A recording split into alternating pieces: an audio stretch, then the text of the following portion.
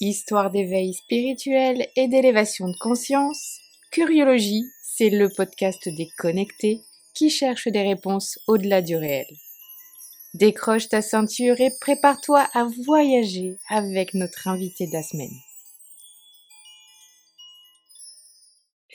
Bonjour à tous et bienvenue sur ce nouvel épisode de Curiologie. Aujourd'hui, je suis avec la Douce Pity. La Douce Pity, je l'ai connue sur Instagram et j'ai pris un saut quantique avec elle il y a quelques années. Et depuis ce saut quantique, c'est vrai que ma vie a changé et c'est pour ça aussi que je tenais à l'inviter sur le podcast. La Douce Pity, elle est médium, entre autres, et elle nous partage sur Instagram énormément de choses sur l'ésotérisme, la spiritualité, des choses très très pratiques qui servent vraiment beaucoup. Donc je dis bonjour la Douce Pity. Oui. Bon, bonjour à tous. Déjà, merci de me recevoir, c'est très gentil. Je suis très contente de vous retrouver sur le podcast. Déjà, c'est le premier podcast que je fais, donc c'est une inauguration. J'ai déjà fait des interviews de radio, mais là, j'avoue que c'est le premier podcast sur lequel j'accepte de participer. Je n'ai pas l'habitude de beaucoup parler de moi, déjà d'une part, et de parler de mes expériences. Donc, une grande première et je suis contente de le faire avec toi. Mais merci, c'est un honneur. Et c'est Ah vrai c'est que beau de dire ça. et c'est vrai que ton compte, voilà, il est, anonyme, Oui. hem, parce que tu voilà, tu Délibérément. Oui, oui, oui, oui, délibérément, oui. c'est vraiment, quelque chose, que j'avais prévu de faire. De base, c'était, parce que j'avais pas le choix, parce qu'à l'époque, j'étais en France, j'habitais pas encore au Caire définitivement et je faisais beaucoup d'allers-retours et donc j'avais une pratique de la médecine en France. Donc j'avais très peur de me faire radier de l'ordre des médecins, donc j'avais pas du tout le choix d'être anonyme ou pas. Ce qui m'a beaucoup pénalisée au départ parce que quand on n'a pas d'image, c'est mal vu d'être, sur internet et de faire de la voyance et puis après au final ça a marché. Donc je suis plutôt contente. Ma réputation a été, gardée par les personnes qui me consultent et finalement, tout va bien maintenant et Mmh. j'ai gardé cette espèce de marque de fabrique. OK, génial, génial. Du coup, tu es tranquille. Ouais, je suis Dans plutôt la rue. tranquille. Si je marche dans la rue, vous me reconnaissez pas, c'est exactement ça. OK et tu me disais, tu étais médecin en France? Oui, exactement. Ouais, plus en France maintenant parce que j'habite au Caire. J'ai Ouais. complètement déménagé maintenant. Bon, je fais beaucoup d'allers-retours, hein, je voyage énormément, Mmh mh. dans le sens où je fais des allers-retours entre la France et l'Égypte. Mais, de base, je suis de formation, médicale. Je suis médecin et j'ai une spécialité esthétique et voilà, c'est tout. C'est ma D'accord. J'aime beaucoup la médecine, c'est ma grande passion. Je suis une scientifique de base, je n'étais pas du tout dans la médiumnité.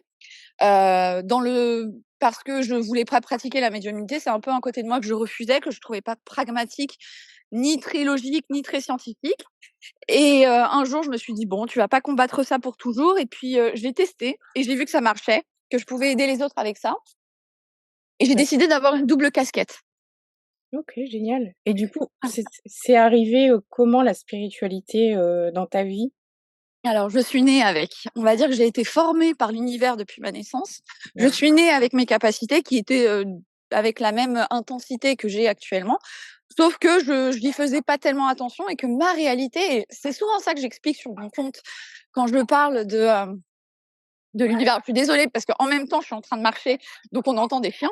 Donc je disais, dans ma spiritualité, pour moi, c'était intégré à la vie. Il y avait rien de plus, naturel que d'être spirituel, que d'être, dans ses perceptions extrasensorielles, de ressentir les pensées des autres, de ressentir ce dont ont besoin les autres, d'être dans une résonance dans plein de choses, d'avoir un contact avec le monde d'en haut, d'avoir cette appétence aussi pour la spiritualité.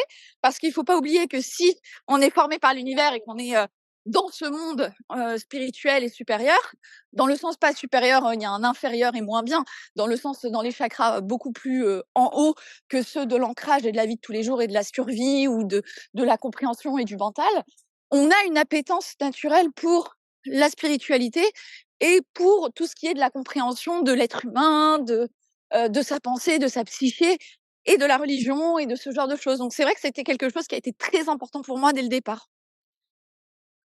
OK, d'accord. Mais, quand tu étais Je petite, raconte des grandes choses. c'est ouais, c'est surprenant, parce que tu t'en es rendu compte tout de suite quand tu étais petite que tu étais différente?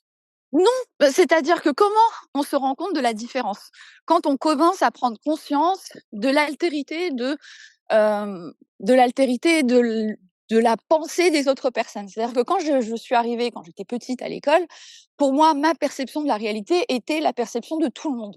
Et c'est quand on arrive à l'âge adulte, dans l'évolution de la psychologie d'un être humain, où on commence à se rendre compte que ah, mais attends, tout le monde n'est pas comme moi, tout le monde n'est pas en train de ressentir les mêmes choses, tout le monde n'a pas la même compréhension. Alors c'est sûr que quand j'étais plus jeune, je mettais ça sous une étiquette un peu, je suis un peu plus maligne que les autres, j'ai tendance à comprendre les choses assez vite, peut-être que je suis surdouée. Il y a un moment, j'ai pensé que j'étais peut-être autiste. Bon, pourquoi pas?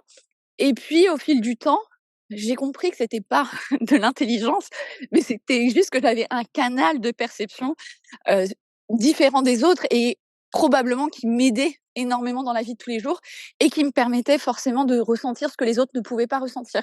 Mais c'est arrivé bien plus tard, c'est-à-dire qu'on peut pas avoir conscience de ces choses-là quand bien même on est, hyper informé par plein de choses, on peut pas avoir conscience de sa différence avant d'être totalement formé psychologiquement. Donc ça arrive vers, je sais pas, 18 ou 20 ans, on commence à s'en rendre compte. Et encore maintenant, quand je suis maintenant j'ai 33 ans, donc je suis pas toute jeune, mais maintenant à 33 ans, je prends encore conscience de certaines parties de moi qui ne sont pas du commun de l'être humain ou de la normalité. Et maintenant, je commence à me rendre compte que, ah oui, ah ça c'est différent, faut que tu fasses avec, faut que tu essaies de faire comprendre aux gens que, ça marche comme ça, que pour toi ça marche comme ça. Et puis en règle générale, ça m'aide moi dans mon rapport aux autres et au monde. Donc désolée, je suis un peu essoufflée parce que j'ai du mal à respirer, mais voilà. Donc je t'expliquais.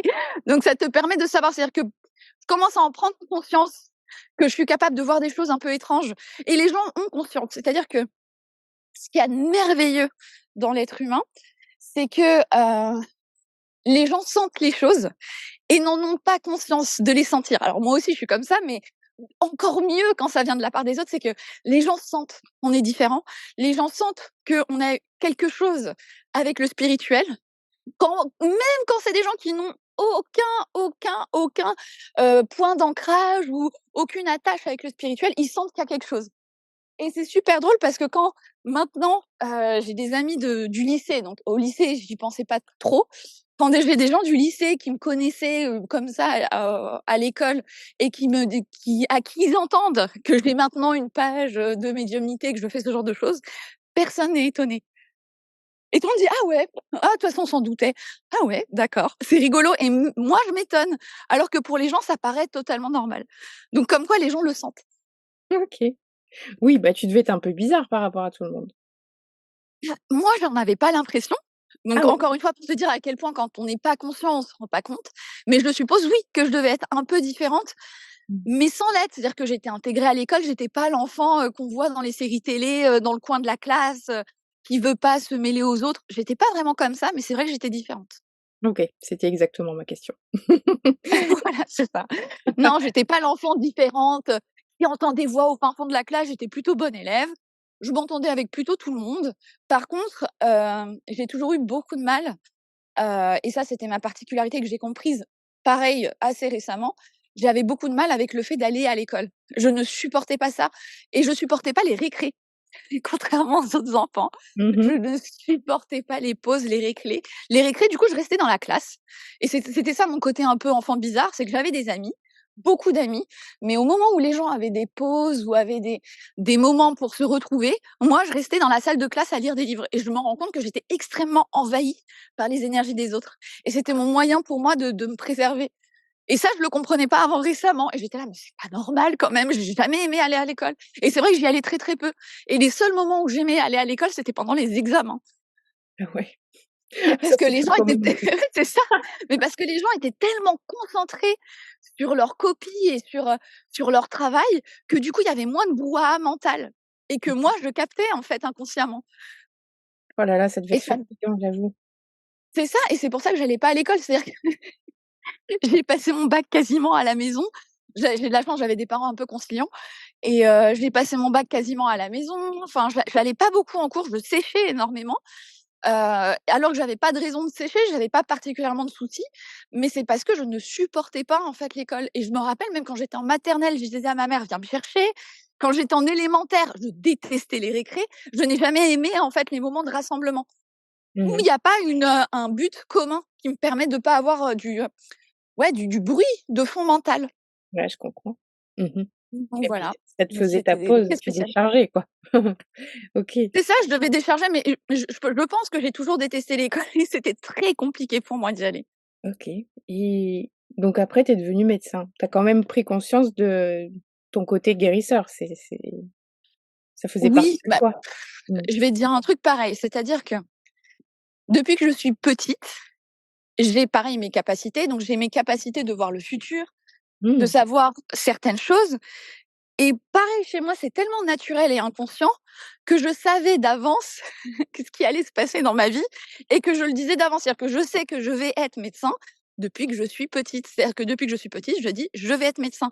C'est pas vraiment le fait de vouloir soigner les autres, c'est que je pense que j'avais déjà connaissance de façon très inconsciente, mais c'est ça qu'il y a de super spontané, dans les enfants, c'est qu'ils se connectent directement aux choses, puis il y a pas d'explication là-dedans. C'est maintenant que j'arrive à apposer des explications sur des phénomènes que je comprenais, pas vraiment et que je vivais tout simplement et j'ai compris que je captais quand j'étais petite ce qui allait arriver donc je savais d'avance. Déjà j'avais capté le nom de mon futur mari par exemple. J'avais capté, le la profession que j'allais faire donc j'étais plutôt, au calme avec ça. Je savais déjà ce que j'allais devenir. C'était pas une voca C'est une vocation mais c'était pas une vocation parce que je veux sauver le monde, mais c'est parce que je savais que c'était ça que j'allais faire. Génial! Un peu Je bi un peu je bizarre, connais ouais. C'est dur à comprendre parce qu'on n'a pas idée de la chose quand on n'est pas dedans et c'est pour ça que j'essaie d'expliquer ça avec les mots les plus simples possibles, mais ça a été tellement, tout est mélangé chez moi. La trame du temps est mélangée, le passé, le présent, le futur, tout se mélange. Donc quand j'étais enfant, pour moi, je savais déjà ce qui allait se passer pour plus tard, dans les grandes, grandes lignes, sinon ça serait trop facile. Mais mais je savais déjà ce qui allait se passer, donc bon, j'avais les infos, donc pourquoi réfléchir et me poser des questions sur ce genre de choses? mais c'est dingue et par rapport, tu sais, à ce concept où, OK, on peut savoir l'avenir, mais il y a plusieurs lignes de futur possibles Oui, et bien sûr, et du coup, le libre arbitre, qu'est-ce qu'on en fait? très, Et très bien comme question. mmh, Hem, alors, c'est une vaste question, je vais donner mon opinion. Alors bien sûr, tout ce que je ouais. raconte, je préviens que ça reste mon opinion, mes observations, mon expérience de vie. Ça peut ne pas résonner, on n'est pas obligé d'y croire, on n'est pas obligé d'y adhérer et c'est tout à fait OK, c'est juste un point de vue et je serais même heureuse, d'avoir des personnes pour en débattre, pour échanger et de faire évoluer mon point de vue si je vois que c'est juste et bon. Donc voilà, déjà c'est mon petit, disclaimer avant de commencer et mon opinion sur le libre arbitre, pour moi, oui, on a un libre arbitre dans le sens où, quand on vient s'incarner sur terre, on est soumis à des contraintes de temps, d'espace. Donc on n'est pas en connaissance de ce qui a été, réellement choisi et fait. Pourquoi? Parce qu'on vit en temps réel ces décisions. C'est-à-dire que si on fait une analogie, hem, dans des dimensions supérieures, donc la dimension dans laquelle on est, je vais mettre quelques définitions pour pas que ce soit trop compliqué quand je vais parler. La dimension dans laquelle on est, c'est la dimension 3D. La troisième dimension, on va appeler ça, c'est la 3D. Et puis il y a des dimensions supérieures, 4D, 5D, 6D, 7D, peu importe. Et dans ces dimensions supérieures, dès qu'on s'éloigne de la 3D, donc de la dimension incarnée sur Terre, les contraintes d'espace, de temps n'existent plus. C'est-à-dire qu'il n'y a pas de présent, passé, futur, il n'y a pas de vie ou de mort, on est vivant, on est éternel et on est soumis à d'autres contraintes complètement différentes que celles qu'on a sur Terre. Et donc, les choix qu'on fait, les choses qu'on décide de faire en temps réel sur Terre, sont déjà faits et accomplis et terminés dans les dimensions supérieures.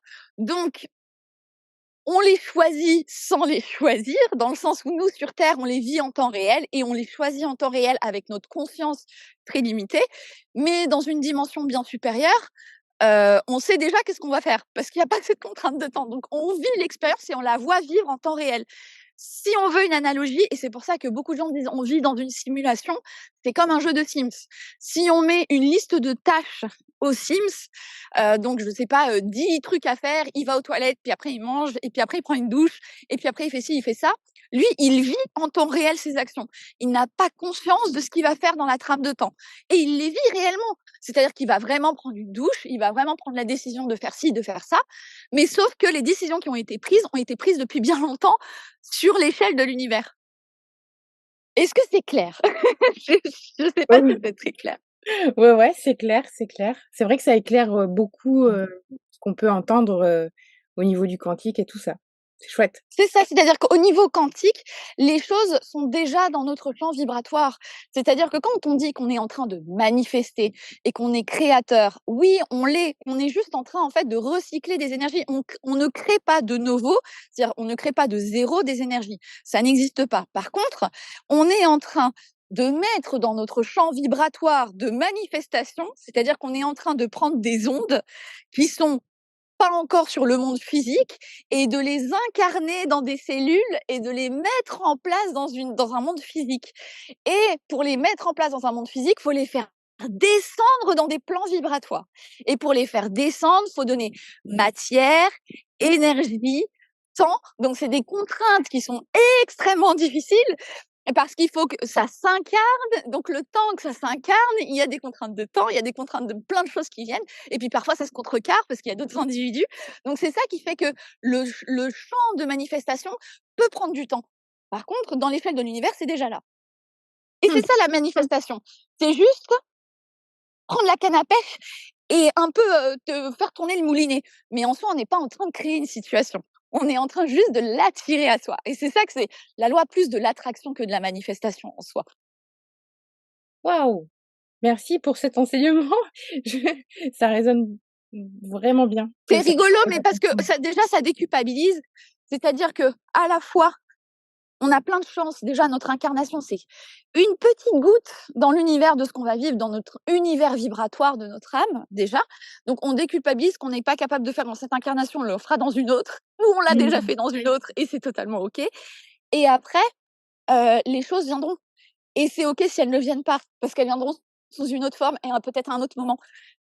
J'adore, j'adore. Ça fait du bien. C'est ça, faut déculpabiliser. C'est-à-dire que notre expérience sur Terre, c'est justement une expérience. C'est un champ d'expérimentation et on est plutôt notre âme, les dimensions supérieures sont sur un plan d'observation. C'est-à-dire qu'ils ont mis des actions en place. Ils se sont dit: «Bon, est-ce que ce truc-là, si on fait ça, ça, ça», c'est des formules chimiques. C'est-à-dire, bon, c'est vrai que ça nous met un peu dans une idée de cobaye, mais c'est l'idée.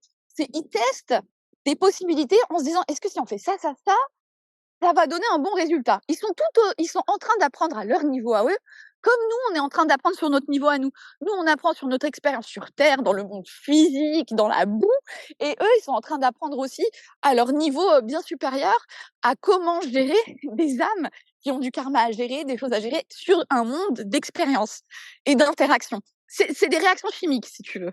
Donc c'est des grands scientifiques. OK, génial. Ça peut être une bonne transition, cette discussion, vers, tu sais, le saut quantique. J'en parlais en Oui, introduction bien sûr, bien et sûr. du coup, c'est vrai que ça peut manifester des choses, le saut quantique, quand on veut quelque chose à ce Exactement. niveau-là. Mmh. C'est-à-dire que le saut quantique, qu'est-ce que ça fait? Le saut quantique, c'est une accélération du champ vibratoire. C'est qu'on passe, c'est en soi, c'est pas le fait de être haut en vibration, c'est super, parce qu'on va attirer à soi des expériences un peu plus plaisantes. Pourquoi? On vibre haut, donc on a moins de merde. C'est, très schématisé un peu l'idée, moins de merde qu'on ressent de façon négative. On s'attire moins de problèmes puisqu'on vibre haut, donc on va pas attirer à soi les gens qui vont nous crier dessus, on va pas attirer à soi le patron qui fait la tronche parce qu'on est déjà souriant, on est bien dans notre vie, on est posé. Quelqu'un qui est en paix, il a en général peu de problèmes. Donc ça, c'est quand on est haut en vibration. Par contre, le saut quantique, ce n'est pas être haut en vibration, c'est une accélération du champ vibratoire. C'est-à-dire que je vais prendre quelqu'un, importe son taux vibratoire, qu'il soit bas ou haut pour moi, peu importe, mais je vais le faire monter dans un temps très limité à une valeur bien supérieure. C'est-à-dire, on imagine une analogie avec une voiture, on passe du démarrage à 120 km/h dans une fraction de 5 secondes. Donc c'est une accélération. Ce n'est pas une vitesse, c'est une accélération. Donc ce qui se passe, c'est que les corps énergétiques sont accélérés et donc ils se s'entrechoquent entre eux. Donc choc, c'est pas vraiment le mot parce que le mot choc, il entend le fait d'une certaine violence douloureuse, mais c'est pas du tout douloureux, dans le sens où ça va faire que beaucoup de champs vibratoires va tourner beaucoup plus vite. C'est dans un mouvement de spirale. Alors là, je donne des détails un peu techniques, mais c'est pour donner une petite idée. On met dans un champ vibratoire de spirale, et la spirale, qu'est-ce qu'elle fait? C'est qu'elle attire en son centre tout ce qui était en périphérie. C'est de la force centrifuge. Donc, quand on fait de la force centrifuge, les choses vont agglomérer à l'intérieur et donc on amène à soi tout ce qu'il y avait dans notre champ vibratoire en ayant créé cette espèce de spirale d'accélération. Et D'accord. ce qui était de toute façon pour nous va venir à nous. Au lieu d'attendre 3 mois, 4 mois, 5 mois pour que ça arrive, eh bien finalement ça arrive bien plus vite. Mmh. Donc c'est un moyen d'accélérer les choses et de manifester ce qu'on devait manifester et puis de, voir les résultats de son travail de façon immédiate et puis de peut-être aussi, c'est un très bon outil diagnostic, mais ça je le dis pas souvent, mais je devrais le souligner, c'est un très bon outil diagnostic pour voir est-ce que finalement on n'a pas des blocages? Parce que si on entraîne une accélération pareille et qu'au bout d'un certain temps, il y a rien qui bouge, c'est qu'il y a quelque chose de bloqué. C'est qu'il y a, dans l'entonnoir qui est censé nous faire descendre les choses dans la matière, il y a un bout de caillou qui fait que ça passe plus. Donc à ce moment-là, il faut réfléchir au blocage. OK, Donc c'est un bon génial. moyen de diagnostic. Mmh. Et du coup, est-ce que s'il y a un blocage, tu as toi des outils pour, débloquer? Bien sûr, c'est-à-dire tout blocage, le but de la douce pitié, c'est quoi? C'est d'avoir des outils qui soient rapides, efficaces et surtout qui garantissent une autonomie. Parce que mon but, c'est pas que vous soyez dépendant, c'est qu'après avoir utilisé les outils que je peux proposer quand vous en avez besoin, vous ne reveniez pas me voir. Le but, c'est que vous soyez pas malade. C'est que vous me voyez une fois, vous faites ce que vous avez à faire avec ce que je vous propose et après vous vivez votre vie. Donc c'est des outils qui doivent être ponctuels, qui ne doivent pas induire une certaine dépendance. C'est des outils qui doivent être complémentaires et c'est des outils qui doivent garantir un résultat. Ça, c'est vraiment les règles que j'ai chez moi. Et pour tout blocage, il y a toujours une solution. Mais ça va toujours toucher les mêmes choses. OK, On génial. parle des 2 dimensions terrestres. Les 2 dimensions terrestres, c'est quoi? Temps et espace, pour donner de l'énergie. Donc on va travailler comment pour libérer? Soit dans les blocages qui sont liés au temps, donc c'est tout ce qui va être lié aux vies antérieures ou au transgénérationnel, c'est-à-dire les mémoires qui viennent de l'âme par rapport à ce qu'elle a vécu, même si les vies antérieures, alors là je fais beaucoup de digressions, mais j'essaie de donner le maximum d'informations dans un laps de temps assez court pour pas noyer les gens, mais je ferai peut-être d'autres podcasts où j'expliquerai ça avec plus de détails, mais les vies antérieures ne sont pas antérieures, elles sont simultanées, parce que si on reprend l'idée de la dimension de l'espace et du temps, qui ne sont que des dimensions de la 3D, dans l'univers, les vies antérieures se vivent de façon simultanée. Donc, on reçoit des téléchargements et des blocages de nos vies antérieures parce qu'elles sont en train de se dérouler en même temps. Donc, ce qui est génial, c'est que notre âme, elle est en train en même temps de recevoir de tous les sens. Donc ça, c'est le point hyper important. Et donc, les vies antérieures, quand on les travaille, ça va avoir des effets totalement immédiats sur l'âme. C'est pourquoi c'est très intéressant de travailler sur les vies antérieures. C'est ce qui a été vécu par l'âme, ces différentes expériences sur Terre et le karma accumulé et les interactions avec les autres humains. Qu'est-ce que ça a fait et qu'est-ce qu'on peut faire pour libérer ça? Donc ça, c'est le premier point. Puis, en dehors de ce fait, il y a les interactions avec les autres êtres humains, dont notre famille. Le sang, donc qui est une dimension énergétique, physique extrêmement importante. Il y a des informations génétiques dans le sang, des informations qui sont présentes à un niveau purement scientifique des choses. Ce sont nos gènes, ce sont nos cellules, c'est tout ce qui est de la mémoire cellulaire, c'est tout ce qui va être de la mémoire pure et dure. Et ça se transmet par le transgénérationnel aussi. Et le transgénérationnel, c'est tout ce qui a été vécu par événement, par nos ancêtres, par les membres de notre famille et qui vont nous être transmis. Parce que quand on s'incarne dans un contexte d'époque, dans un contexte de civilisation et dans un contexte familial. Donc c'est pas un hasard. Tout est très très bien choisi de toute façon dans l'univers. Donc quand on se connecte à un contexte familial, il faut comprendre pourquoi. Parce qu'on choisit des blocages Forcément, c'est comme des contraintes. C'est comme dans un jeu vidéo quand on choisit des personnages, il y a des jauges et puis, on choisit, beaucoup de force, mais on choisit pas beaucoup en défense, par exemple.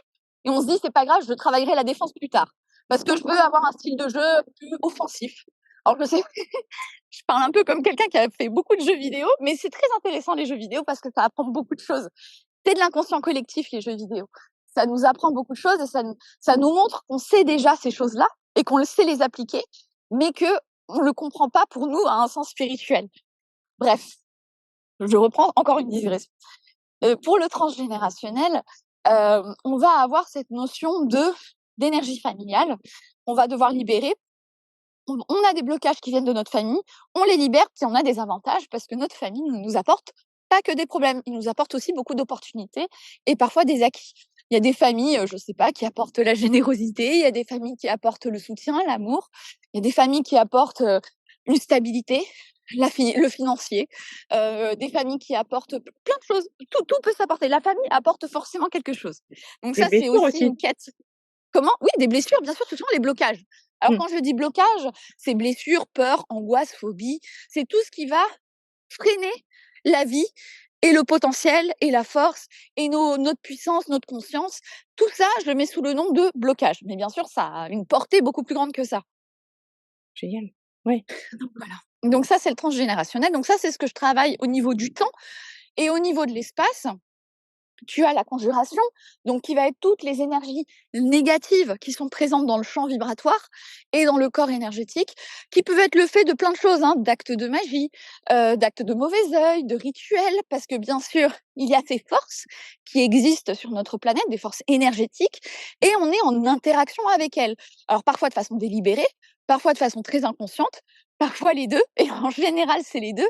Et à force de l'histoire de l'âme et de l'histoire de sa famille, on est forcément confronté à ces interactions. Donc, il est normal de faire un nettoyage de temps en temps, et c'est ce que je propose avec la conjuration.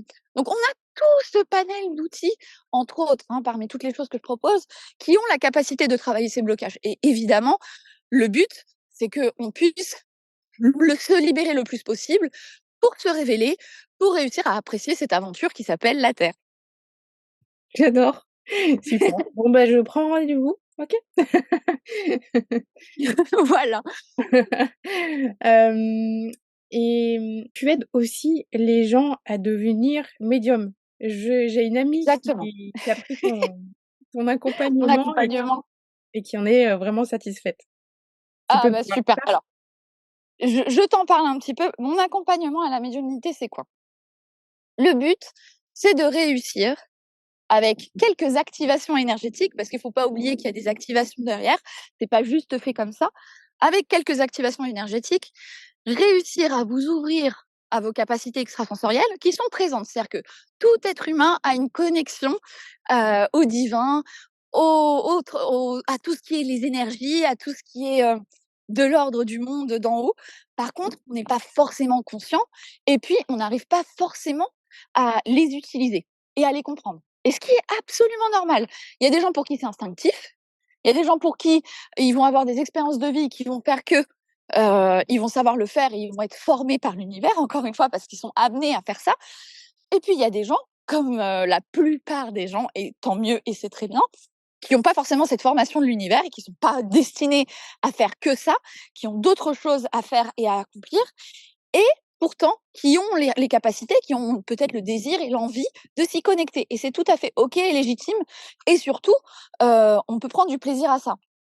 Et le but de cet accompagnement, c'est d'offrir une façon simple, assez ludique, d'apprendre à comprendre les capacités, à s'introduire à ce monde extrasensoriel pour réussir pas à pas, de façon simple, de façon surtout autonome. Parce que le but, encore une fois, c'est pas que, ce soit que corrélé à ma présence. Il faut que vous sachiez aussi les utiliser sans moi, et le but, c'est que vous ayez la capacité de comprendre ce qui vous arrive, vos expériences, à différencier l'intuition du mental, de la petite voix qui parle, de réussir à prendre confiance doucement, de réussir à faire certaines choses qu'on voit partout sur internet et qui sont présentes. Alors je sais pas, du contact défunt, réussir à faire des soins énergétiques, réussir à voir les annales akashiques, donc les vies antérieures, réussir un peu à accéder à toutes ces choses de façon simple par des protocoles qui sont très simples et grâce aux activations que je mets en place aussi dans les canaux des personnes pour qu'il y ait une ouverture à ces capacités de façon contrôlée, de façon sécurisée et de façon qui soit gérable et viable pour les personnes. Parce que bien évidemment, le problème avec ce type d'activation, si c'est pas maîtrisé, c'est qu'on peut ouvrir des portes, ne pas réussir à les refermer déjà, et puis on peut ouvrir des portes que la personne ne veut pas avoir, des portes de perception qui sont pas du tout gérables et qui peuvent détruire la personne. Combien de fois j'ai des gens qui arrivent qui me disent: «Alors j'ai fait, je sais pas moi, une séance de yoga Kundalini et puis, d'un seul coup j'ai vu un truc et puis depuis ça c'est un enfer». Ou des gens qui, reçoivent des énergies qu'ils comprennent pas, des gens qui ont le mental qui est en marche en permanence parce qu'ils ont peur. Donc on peut tout retrouver, à cause de ce genre d'ouvertures qui ne sont pas maîtrisées et contrôlées. Et le but justement pour moi, c'est d'offrir, une activation qui soit bien maîtrisée, qui soit agréable à vivre et presque imperceptible pour la personne. C'est-à-dire que leur but à eux, si je prends une image encore une fois, c'est, pour moi le but c'est d'avoir quelqu'un qui veut apprendre le vélo et moi, d'être là, eux, ils se posent juste sur la selle du vélo et moi, je suis là, je place les petits trous, je cours avec eux, je les pousse, je les laisse pédaler et puis je les aide un petit peu et puis jusqu'au moment où ils tiennent sur leur vélo et ils peuvent rouler, ils peuvent faire ce qu'ils veulent. Le but, c'est pas de les envoyer sur un VTT, sur une montagne à faire des cascades. Le but, c'est juste qu'ils puissent rouler, faire leur petit trajet comme ils ont envie de le faire, d'aller un peu là où ils ont envie, dans des endroits qui soient sécurisés et pas au milieu de l'autoroute. Voilà, ça, c'est ça mon idée. C'est d'apprendre à faire du vélo mais dans des sentiers qui soient bien sécurisés, qui soient bien maîtrisés et de pas les envoyer un peu partout. Après, rien ne les empêche plus tard, s'ils ont le désir, s'ils ont l'appétence, s'ils ont, la sécurité et qu'ils se sentent OK avec ça, de développer plus tard d'autres compétences parce que ça ouvre la porte à comprendre et envisager d'autres choses. Mais par contre, ça sera pas avec moi. Ah oui, et pourquoi? Parce que j'estime que c'est un peu dangereux, qu'il y a pas forcément, le besoin pour tout le monde de le faire parce que s'il y avait la nécessité de naviguer dans ce genre de choses, l'univers se serait chargé de leur donner directement les clés. Ils auraient Mmh. pas eu à taper à la porte de quelqu'un pour avoir ce type de clé. C'est-à-dire que les gens qui sont, on va dire, amenés à travailler avec des énergies, plus compliquées, plus puissantes, alors quand je dis plus puissantes, c'est aussi bien en haut qu'en bas, C'est-à-dire, forcément. à quoi tu penses, en fait, quand tu parles de cette étape d'après? Alors cette étape d'après, ça va être tout ce qui va être, travail, sur, bah, le temps et l'espace. Le travail que je fais, par exemple. Mmh. Sur D'accord. les choses plus pointues. Sur les choses plus pointues, quand on va travailler avec des énergies très, très supérieures ou des énergies très, très inférieures, tout ce qui va être de la conjuration, des exorcismes, quand on va travailler sur, du passé, quand on va travailler sur, des choses qui peuvent, quand c'est mal fait et mal manipulé, ça peut foutre en l'air, la vie de quelqu'un. Donc ça, on peut pas distribuer ça comme ça à n'importe qui et n'importe comment. Parce que ça demande une exigence psychologique, ça demande une exigence morale, éthique, mentale, donc beaucoup de choses que moi j'ai pas le temps d'explorer quand je travaille avec des gens en accompagnement. J'ai pas la possibilité de voir est-ce que la personne elle est assez bien formée dans sa tête pour gérer tout ce qu'il y a à gérer derrière d'un point de vue personnel. Ouais, je vois. C'est ce qu'on pourrait appeler de la haute magie, peut-être? Peut-être. Alors, haute magie, pour moi, c'est très lié à de la ritualisation. Il y a des rituels à faire. Alors, Mmh. pas forcément, je j'accomplis pas toujours des rituels quand je travaille, mais ça peut s'apparenter à ce qui se fait dans de la haute magie, bien sûr. Mmh. OK. Dans le sens où on travaille avec des énergies supérieures qui demandent beaucoup d'entraînement. Mmh. Peut-être que tu voudras transmettre ça, en personne, à quelques élèves Oui, plus bah, tard. c'est ce que je compte faire, c'est la prochaine étape. OK, C'est génial. la prochaine étape que je comptais faire, mais j'en ai pas encore parlé, mais oui, c'est ce que je ferai certainement en personne, effectivement. C'est logique, c'est logique. Voilà, c'est Mmh, ça. transmettre, c'est important. C'est Et très toi? important et c'est surtout pas que transmettre, c'est former. Mmh mh. Mmh. Et toi, en fait, tous ces enseignements, tu les as reçus du subtil? Du subtil, exactement. Du Mmh. subtil et puis de la vie. C'est-à-dire que parfois j'ai des situations de vie qui vont faire que, je vais recevoir l'information de façon indirecte. Je te donne un exemple qui n'est pas forcément le mien, pour pas que des personnes se sentent visées, mais je vais donner un exemple qui peut s'apparenter à des exemples que j'ai vécus. Par exemple, je vais voir quelqu'un pour un stage, je ne sais pas moi, de spirituel, une retraite spirituelle, un stage d'activation, peu importe. Et la personne qui est là pour m'activer ou pour m'apprendre des choses, finalement me montre ce que je ne veux pas être et ce que je ne veux pas faire. Donc c'est un contre-enseignement. Donc en ayant cette transmission qui m'a été donnée, déjà je vois qu'est-ce qui manque dans sa transmission à lui, je vois qu'est-ce qu'il a manipulé comme énergie et qu'est-ce qui manquait dans sa manipulation d'énergie pour que ce soit parfait. Et après, derrière, je vois qu'est-ce que je ne dois pas faire si je veux transmettre la même chose. Donc c'est en général par des expériences comme ça. OK, intéressant. Et toi, tu travailles avec quel genre d'énergie? Bon, bah, tu es en Égypte, du coup, je me dis peut-être que, tu as aussi, un héritage de l'initiation dont on parle d par exemple, Tout à fait juste. Elisabeth Haïch, peut-être? Est-ce que c'est Alors, je pense que j'ai dû lire, mais là, ça me dit rien. Je sais pas ce qu'elle a écrit, donc je mmh veux pas dire de bêtises. Pas Je suis pas assez versée en sciences, on va dire, sciences spirituelles. Je mh. connais mieux l'ésotérisme que les sciences spirituelles ou ce qui se dit dans le développement personnel en ce moment. Je suis pas hyper bonne. Par contre, je travaille avec énormément d'énergies différentes. Alors, je suis désolée, il y a l'appel à la prière, comme ça, vous voyez vraiment, je suis en Égypte. C'est vraiment l'Égypte, hein, je suis vraiment en Égypte. Voilà, ce n'est pas Euh, un fake, la douce Pity, voilà, ce elle n'est dit pas bien un clair. fake, je suis vraiment en Égypte. Et donc, je disais, oui, je travaille énormément avec les énergies égyptiennes, évidemment. Alors, c'est dans mon sang, c'est-à-dire que mon père est égyptien. D'accord. Euh, alors, de base, je n'avais pas du tout de lien avec ce pays. Hein, je n'ai pas du tout grandi là-bas. J'ai pas du tout été là-bas assez souvent. J'ai eu un appel et j'ai obéi à l'appel, comme d'habitude. Mais il y a bien sûr des énergies égyptiennes avec lesquelles je travaille. Je travaille avec beaucoup de divinités, des divinités avec lesquelles j'ai déjà travaillé par le passé dans mes vies antérieures. Donc, on a déjà un lien ensemble. Je ne travaille pas de nouveau avec des divinités que je ne connais pas. J'ai forcément un lien déjà avec elles pour que déjà elles acceptent de travailler avec moi. Je travaille avec des maîtres ascensionnés. Je travaille beaucoup avec la source directement. Ça dépend des travaux que j'ai à faire, mais j'arrive à travailler avec la source quand le besoin est. Après quoi d'autre? Après, je travaille beaucoup avec des énergies de lumière. C'est beaucoup d'énergie angélique, d'énergie archangélique parfois aussi. Et puis les énergies, tout ce qui va être les énergies les plus simples, élémentaires, dans le sens où je travaille avec toutes les égrégores de plantes, d'éléments, d'heures, de jours de semaine. Tout est réfléchi quand je fais quelque chose.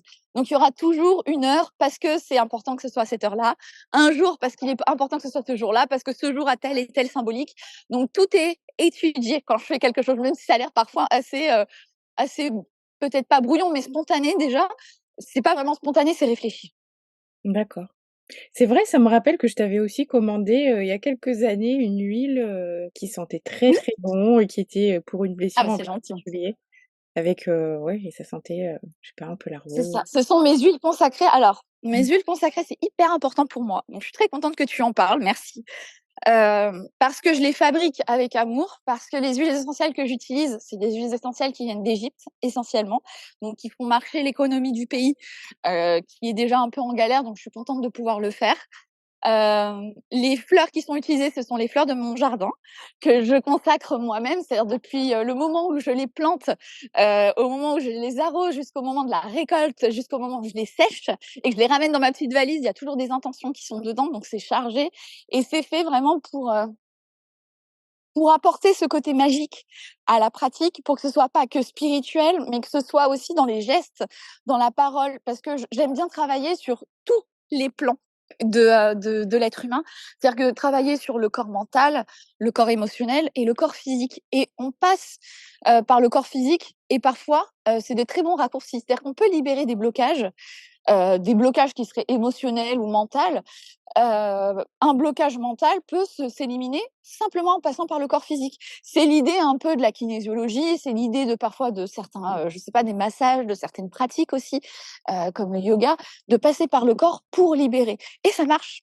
Et justement, j'aime utiliser les différents sens, le toucher, l'odorat, et bien sûr, c'est chargé magnétiquement parce que c'est très important pour moi aussi que ça le soit. Donc ça travaille sur tous les corps. Je suis vraiment contente de faire ce genre de produit parce que ça a vraiment un impact positif sur plein de champs vibratoires et je suis heureuse de pouvoir le proposer. Mmh.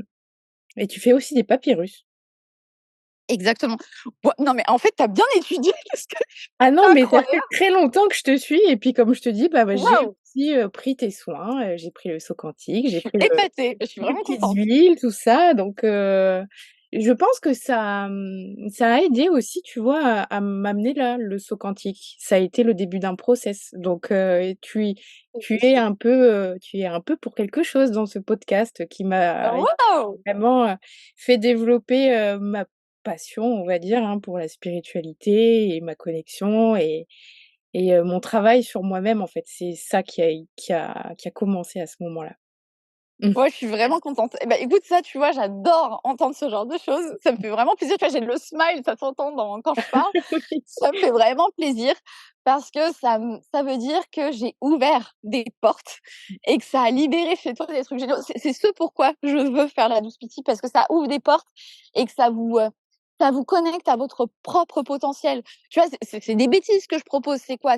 C'est 3-4 services et finalement, tu me dis: «Waouh, ça m'a aidé, j'ai contribué à connecter quelqu'un à sa spiritualité». Non mais vous voulez quoi de mieux? Bah, je suis trop fière quand j'entends ça. Donc moi, ça me fait vraiment plaisir parce que je sais que ça marche, parce que je sais que c'est efficace et tu vois finalement, tu pas besoin de moi. Tu viens pas vers moi en tant que référente en disant: «Mais attends, est-ce que tu peux m'expliquer ci et ça?» Tu es complètement indépendante, tu vis ton expérience et pourtant ça a libéré des petites choses. Et bah, c'est ça la douce pitié, c'est pour ça que je fais ça. Je suis vraiment contente de le faire. Je sais pas quoi te répondre, tu as vu? Hem, Non, mais je suis vraiment émue, hein. Je te remercie de me dire tout ça, ça me fait vraiment plaisir et pour rebondir sur les papyrus, c'est pareil, c'est une initiative qui part parce que j'aime beaucoup que mes projets soient des projets qui soient engagés, des projets qui aient une portée, humanitaire également parce qu'on n'est pas que dans le monde spirituel, on est aussi dans le monde physique et c'est quelque chose qui est extrêmement important et qu'on oublie trop souvent parce qu'on se concentre beaucoup sur, blocage émotionnel, mental et ci et ça et non, le monde physique existe et il est très important et puis il y a des notions de karma aussi qui sont là. On est là pour, améliorer le monde en tant que travailleur spirituel, pas que par la lumière, de la spiritualité, mais par la lumière aussi de du corps physique et d'aider les gens dans le besoin et la personne qui fabrique ces papyrus, c'est quelqu'un qui était dans le besoin, qui a été extrêmement touché par la crise parce que le secteur touristique en Égypte, il est complètement en berne et il y a une crise économique dans le pays qui est terrible et grâce, à ces papyrus, les stocks que j'ai pu lui acheter alors je vous dis pas que j'ai acheté une tonne de papyrus, mais c'était vraiment pour l'aider et grâce à cet argent, il a pu mettre ses filles à l'école, il a pu les habiller, il a pu s'acheter une télé, il a pu se donner du confort. Alors bien sûr, on va dire: «Ouais, mais la télé, blablabla». Ouais, mais pour lui, c'est un confort. On peut pas proposer forcément la spiritualité à tout le monde. On peut pas lui proposer forcément un livre. Pour lui, déjà, une télé, c'est un progrès dans son évolution. Ça lui permet de s'ouvrir au monde, ça lui permet de se connecter à plein de choses et donc je suis vraiment contente que nous, parce que c'est pas que moi, c'est grâce à vous, c'est-à-dire quand vous achetez ce papyrus, certes, vous travaillez sur votre corps vibratoire à vous, parce que j'appose des magnétismes pour vous aider sur certains plans précis selon le papyrus et c'est super bien étudié pour que ce soit vraiment efficace. Mais il y a aussi une portée spirituelle et une portée physique où vous avez un espèce de bon karma qui est posé parce que vous contribuez à améliorer ce monde par des actions concrètes. Et ça passe par ce type d'action. Donc je suis trop fière des papyrus, c'est vraiment une bonne initiative. et ils servent à quoi, du coup, par exemple, il y a celui d'Isis, j'avais regardé parce que c'est super beau, Mais heu, je Isis suis vraiment épatée, Isis waouh! et Osiris. Ils servent à quoi, par exemple? Ça dépend vraiment des papyrus. C'est-à-dire que pour un seul papyrus, il y a dessus à poser, on va dire, une vingtaine, trentaine, parfois même, de magnétismes différentes, c'est-à-dire d'intentions de magnétisme. Et puis, pour 20 intentions positives de magnétisme, il faut dire que pour chaque une intention positive, il faut poser des intentions. Ça, c'est par rapport, c'est les détails techniques du magnétisme d'objet. Il faut poser des intentions bloquantes. C'est-à-dire, ce papyrus va servir à telle chose. Et derrière, quand on programme, il va falloir dire, mais attention, je ne veux pas ci, je ne veux pas ça, exclure ci, exclure ça, comme une programmation. informatique. C'est-à-dire qu'il faut faire toujours attention, comme les maths. Et c'est pour ça, c'est mon côté scientifique, et ça m'a beaucoup servi, le côté scientifique et le côté qui aime cette rigueur mathématique, c'est qu'il y a beaucoup d'exclusions à poser. C'est-à-dire que dans un papyrus, il y a peut-être 50 injonctions qui sont posées à magnétiser. Et puis, par contre, on voit les positifs, donc il y en a 20, 30 grand maximum parfois, sur un seul papyrus. Et finalement, il y en a une vraie cinquantaine dans la programmation. Donc, c'est vaste. C'est très, très vaste. Mais il y a des thématiques. C'est-à-dire qu'il y a des papyrus qui vont s'intéresser au couple. Il y a des papyrus qui vont s'intéresser à la personne en soi, à des libérations émotionnelles. Il y a des papyrus qui vont s'intéresser à la vie physique, à la matérialité, à l'abondance. Il y a des papyrus qui vont s'intéresser à plein de choses, au transgénérationnel, parfois aux vies antérieures, aux connexions subtiles. Donc, vraiment, là, on monte dans des dimensions plus élevées. Donc, il y a vraiment de tout. C'est un panel d'outils qui sont proposés, qui sont efficaces et qui sont vertueux parce qu'ils aident aussi des personnes qui sont dans le besoin. Donc ça, c'est mes chouchous. C'est pas le produit le plus rentable, hein, je t'avoue, parce que finalement, la marge que je me fais, elle est pas énorme, mais je m'en fous parce que le but, c'était vraiment de proposer quelque chose qui puisse aider et d'avoir une réelle retombée. Et je pouvais pas juste proposer le papyrus comme ça, fallait qu'il y ait une portée aussi, que ça puisse vous servir. Vous achetez pas juste un papyrus parce que vous êtes sympa, vous achetez un papyrus parce que c'est efficace pour vous. Donc il y avait un travail à faire derrière, et je suis contente de le faire et ça me fait plaisir de le faire. Mais voilà, c'était vraiment une idée de se matcher plusieurs projets ensemble pour faire quelque chose qui soit beau et bien. Génial, et tu les personnalises du coup, quand tu mets des intentions Non, dedans? je les personnalise pas, c'est-à-dire que D'accord. l'intention Ouais, ils elle ont est chacun toutes c'est leurs ça, intentions. OK. OK, OK. c'est ça. Et après, par contre, une fois que vous les avez en main, vous les touchez et ils sont dans votre champ vibratoire à vous. C'est-à-dire que Mmh. toutes ces intentions, ces choses sont dans le champ vibratoire, de votre pensée et de votre univers. Et si on l'achète pour nous et qu'on souhaite qu'il, serve à notre, conjoint aussi, ça marche Alors, pour les 2 ou, ça marche ça que pour dépend si lui? vous vivez au même endroit. C'est-à-dire que si on veut acheter Si un c'est dans la papyrus pour maison. quelqu'un. Ah oui, s'il est dans la maison, ça va forcément le toucher dans son magnétisme. Et OK. comme ce sont des intentions positives, ça va pas, c'est pas des intentions de changer la vie de quelqu'un. Donc ça va forcément avoir une influence. On imagine, alors je schématise un petit peu, un papyrus d'abondance qui est censé apporter le triomphe, le succès dans la vie, il va le toucher. Ah bah ça va peut-être aider sa promotion au travail. Donc ça, c'est pas vraiment comme si on agissait sur un soin énergétique en disant bon bah allez, je vais aller switcher des interrupteurs dans son monde énergétique. C'est Mmh. pas du tout pareil. On est en train d'apporter à soi des intentions positives. C'est encore autre chose. Donc là, oui, évidemment, c'est tout à fait possible. Et s'il le touche, il va mettre toutes ses intentions dans son champ vibratoire à lui. OK, super. C'est magique. Ouais. Et oui, c'est magique, c'est ça la magie. Ça agit et c'est réel. C'est-à-dire que c'est vraiment c'est pas du flan. Il y a une réalité derrière et je sais que c'est pas palpable et que c'est tellement pas dans notre monde d'être dans cette réalité il y a des choses qui se passent et c'est magique et c'est des miracles, mais il y a une réalité derrière et plus je travaille dedans, plus je me rends compte à quel point c'est vrai, c'est puissant et c'est réel. Et c'est pour ça que j'ai vraiment envie de le proposer et j'ai envie que vous le voyiez aussi, que vous soyez émerveillés par l'existence sur Terre comme je peux l'être. Et c'est cet émerveillement aussi que je veux transmettre parce qu'il y a de la beauté et il y a de la magie à vivre cette expérience sur Terre. Et je veux que vous voyez tout ça et que vos yeux pétillent, que vous dites, oh, mais en fait, waouh, c'est trop bien. Et c'est ça que je veux susciter en vous. Mais c'est ça, et en fait, il suffit aussi de regarder tes stories pour voir que ça fonctionne parce que tu partages énormément d'avis, de retours et tout ça, et là, tu te dis: «Mais waouh, quand même, ça marche, ça c'est vrai, Oui. il y a des changements dans la vie des gens, ils sont pas en train de se faire des films, il arrive vraiment des trucs de malade parfois». Oui. Et Oui, oui, et oui, oui, non, mais les c'est beau. témoignages, ils sont géniaux. Ils sont géniaux parce que ce qu'il y a de génial chez vous, ceux qui viennent me consulter et dans l'être humain, j'imagine en général, c'est que quand vous vivez des choses et que ces choses sortent de l'ordinaire, bah, vous êtes content de le partager. Et je me retrouve tous les jours et ça c'est mon petit défaut, c'est que je suis en général tout le temps en train de faire quelque chose et un peu débordée, ce qui fait que j'ai pas assez de temps pour me consacrer. Bon, j'aurais eu besoin quand même d'une assistante, ça aurait pu m'aider, mais j'ai peu le temps de partager toutes les expériences que je reçois tous les jours et qui sont parfois mais vraiment géniale. Donc parfois quand j'en ai une et que je me dis: «Ah, j'ai le temps, allez boum, je la poste» et c'est vrai que vous vivez des trucs merveilleux et géniaux et je suis fière de pouvoir le faire et c'est ce qui fait que la Douce Pity, résiste parce que j'ai pas le super, les super affichages, Instagram, c'est joli, attention, je dénigre pas ce que je fais, mais j'ai pas cette capacité de faire des 50 vidéos par jour, de pouvoir partager comme j'aurais aimé partager avec vous et ce qui fait survivre la Douce Pity, c'est justement ce bouche à oreille et c'est la transmission que vous faites et c'est la transmission d'expérience et c'est cette envie de dire: «Ah mais attends, je connais quelqu'un, il est super fort, il sait faire ci, ça, ça, ça, ça»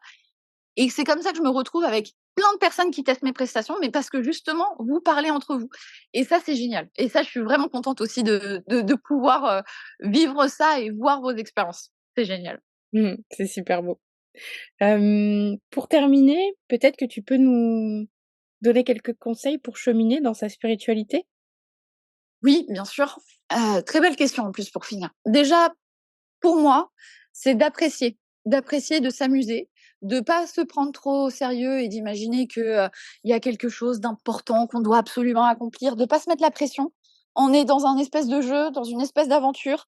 Personne ne sait plus que quelqu'un d'autre ce qu'on doit faire. Quand bien même il y en a, moi ou n'importe qui ont l'air de savoir où ils vont, c'est leur chemin, c'est leur expérience. Il y a rien qui prouve que c'est plus vrai qu'une autre et faut prendre ce qu'il y a de mieux chez tout le monde et de faire son petit mix et de trouver ce qui a du sens pour nous, dans notre expérience, dans notre chemin de vie. Et il y a pas de règle, il y a pas de juste et faux, il y a pas de bon ou mauvais, il y a seulement de l'expérience et du plaisir, de la joie, et de la douceur aussi et de l'amour et c'est ce qu'il faut transmettre le plus possible et quand il est possible d'être bon, choisissez d'être bon parce que ça finit toujours au final par payer et ça, c'est vraiment une expérience que je valide et je revalide et je revaliderai 1 million de fois. C'est pas que du karma, c'est que le fait d'être dans cette bonté et dans cette espèce d'abondance de caractère, il arrive des espèces de miracles qui font qu'à la fin, on est vraiment satisfait. Donc OK, peut-être que vous serez maltraité par la vie, peut-être que vous n'allez pas correspondre à tout ce qu'on vous demande de faire, mais je vous garantis que vous allez apprécier le fait d'être quelqu'un de bien, d'être quelqu'un de vrai et de faire les choses avec, cette espèce de joie, de plaisir et d'amour. Donc choisissez toujours, toujours l'amour, la joie et ne vous mettez pas trop la pression, pas trop de contraintes non plus parce qu'au final, on va tous mourir et puis ça va être fini assez rapidement. Donc c'est quoi? C'est 80 ans au mieux. Donc au pire, il peut pas trop se passer quelque chose d'horrible et au mieux, on va vraiment bien s'amuser ensemble. Donc autant qu'on s'amuse. J'adore. J'adore, j'adore. Merci. Bon, merci. Je suis contente en tout cas, merci de m'avoir reçue. Je Bah, suis c'était contente un de ce plaisir. podcast.